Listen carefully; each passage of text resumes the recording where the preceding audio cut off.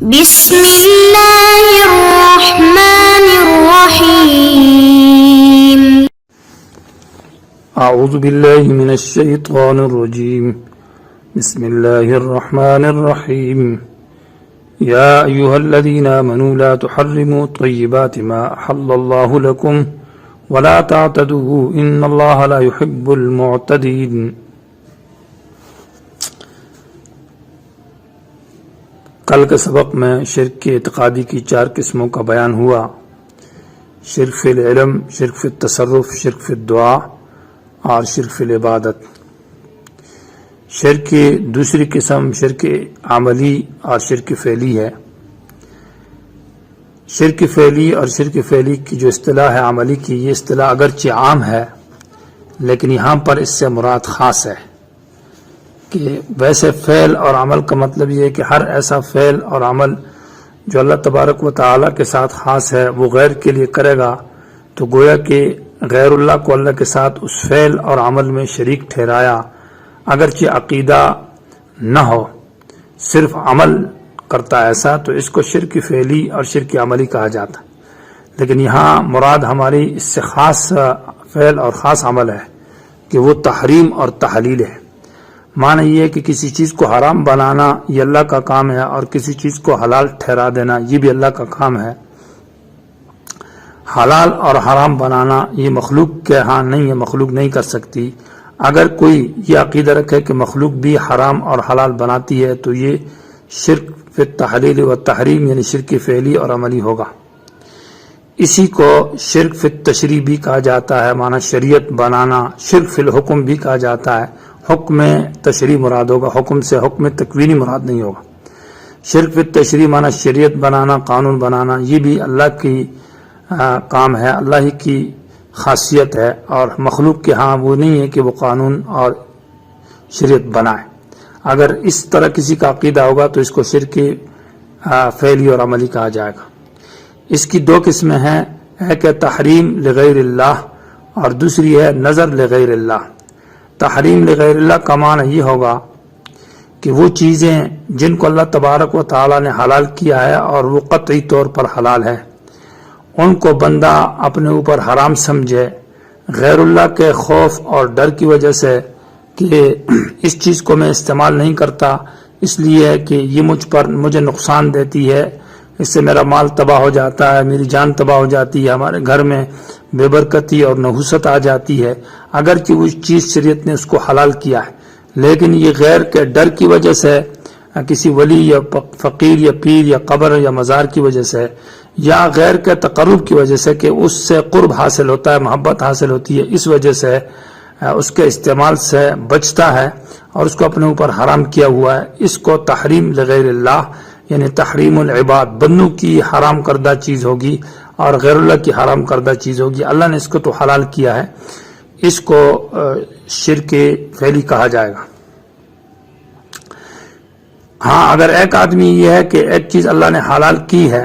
اور اس کے حلال ہونے سے بالکل انکار کرتا ہے، ایک چیز کو اللہ نے حرام کیا اس کی حرمت سے انکار کرتا ہے، تو یہ شرک نہیں، یہ کفر ہوگا، کیونکہ وہ منکر ہے اس کے حلال ہونے سے یا اس کے حرام ہونے سے منکر ہے۔ اور اس کی مثال ایسی ہے جیسے کوئی بعض لوگ یعنی اپنے پیر جو ہے نا، پیروں کی وجہ سے وہ پیر اپنے مریدوں کو کہتے ہیں کہ تم شلوار نہیں پہننا، تو وہ شلوار نہیں پہنتا اس لیے کہ ہمارے پیروں نے یہ کہا ہے اور ہم پر یہ ٹھیک نہیں آتی، یا یہ ہے کہ وہ خاص قسم کے بال رکھتے ہیں یا خاص قسم کا لباس پہنتے ہیں اور وہ کہتے ہیں کہ ہمارے مزار اور دربار والے نے ایسا کہا ہے، تو یہ تحریم ہوگی لغیر اللہ کی وجہ سے۔ قرآن نے اس پر رد کیا ہے، سورہ بقرہ، مائدہ، سورہ نحل، انعام، یونس کے اندر آیت انشاءاللہ تفصیل کے ساتھ بعد میں آئیں گی۔ تو قرآن نے اس کو جو رد کیا ہے تو رد بدتر کبھی خصوصیت کے ساتھ رد کیا ہے، یعنی خاص اس کا نام لیا اس چیز کا، ما جعل اللہ من بحیرۃ ولا صائبہ، کہ اللہ نے کوئی بحیرہ صائبہ جانور نہیں بنائے، اور کبھی کبھی اللہ تعالیٰ اس پر رد کرتا ہے تو وہ عموماً رد کیا ہے، جیسے کہ یا ایھا الذین آمنوا لا تحرموا طیبات ما احل اللہ، اللہ نے جو چیزیں حلال کی ہیں ان کو حرام مت سمجھو۔ تو اس کا حکم یہ ہے کہ اس میں اگر یہ جو حلال چیز ہے اس کو حرام سمجھتا ہے، اس میں عقیدہ نظر کا ہوگا یا نہیں ہے، یعنی یہ کہ غیر اللہ کے نام کی اس میں نظر بھی مانی ہے، منت کی ہے یا نہیں کی، اگر نظر کا عقیدہ ہے تو یہ بالکل حرام ہے، جیسے کہ ما جعل اللہ من بحیرۃ ولا صائبہ ولا وسیلہ، بحیرہ اور صائبہ جو جانور تھے جو بتوں کے نام انہوں نے نظر کیے تھے، اگرچہ وہ حلال تھے لیکن ان میں نظر کا معنی پایا گیا تھا، اس لیے اس کو حرام کہا جائے گا نظر کی وجہ سے۔ اور اگر عقیدہ اس میں نظر کا نہیں ہے، ویسے ایک چیز کو اپنے اوپر حلال چیز کو حرام کیا ہے، یا سفر کرتا ہے، سفر فلاں دن میں ٹھیک نہیں ہے، یا فلاں مکان میں ہمارا فلاں جگہ ہمارے لیے مناسب نہیں ہے، یا فلاں چیز ہمارے لیے اچھی نہیں، مرغی انڈا دیتی ہے تو وہ ہمارے لیے درست نہیں ہے، تو اس کا حکم یہ ہے کہ یہ حلال ہے، اس کو کھایا جائے، استعمال کیا جائے۔ اور یہ جو تصویب کی ہے صاحبہ، یہ سب سے پہلے عمر بن لحی خزائی قبیلے والے نے کی ہے۔ حدیث میں آتا ہے کہ نبی علیہ السلام نے کہا یہ جہنم میں جا رہا تھا، اس کی آندھیاں اس کے پیچھے نکلی ہوئی تھی۔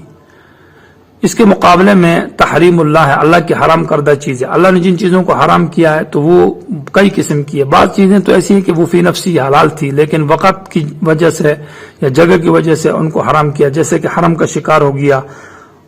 اور خاص حالت حرام میں بہت ساری چیزوں کو شکار کو یا بہت ساری چیزوں کو اللہ نے حرام کیا ہے، تو یہ وقتی طور پر حرام ہے۔ بعض چیزیں ایسی حرام ہیں جو ابدی ہے، ان کی ذات میں خباثت ہے، جیسے میتہ، مردار، خنزیر وغیرہ ہے، تو یہ تحریمات اللہ ہے، ان کو حرام سمجھنا یہ بالکل دین اور عبادت ہوگا۔